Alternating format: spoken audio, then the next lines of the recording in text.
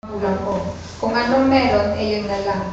Pero habang lumalaki ako, natutuwa akong ipagkumpara ang mga bagay na wala ako, pero meron ng mga kapatid ko. Gusto ko kasi pantay-pastay lang kami. At madalas din, naikumpara ako ng magulang ko sa kakayahan ng mga kapatid ko.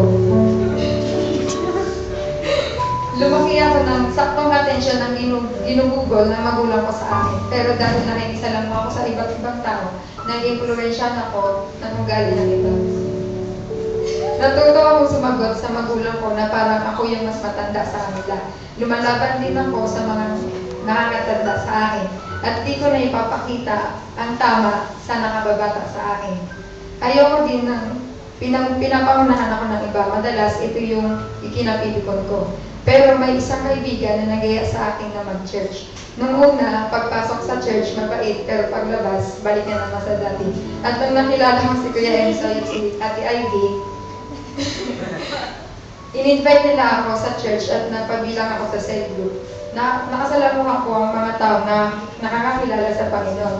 Nagkaroon ako ng interest sa pagsisimba at pagpunta sa cell group dahil nakaramdam ako ng kasiyahan sa ginagawa ko. At komportable din ako sa mga taong nakakasama ko. Hanggang sa nagkaroon ng what's next, pre-encounter at encounter. At nung na-encounter ko si Lord, ang daming nagbago sa ugali ko. Mas umaba ang pasensya ko. At natuto din ako paano magsalita sa harap ng iba. Nagkaroon din kami ng closeness ng mga kapatid ko at pati magulang ko. Natuto din ako magpasalamat sa kung anong meron ako at pati na din sa mga bagay na wala ako.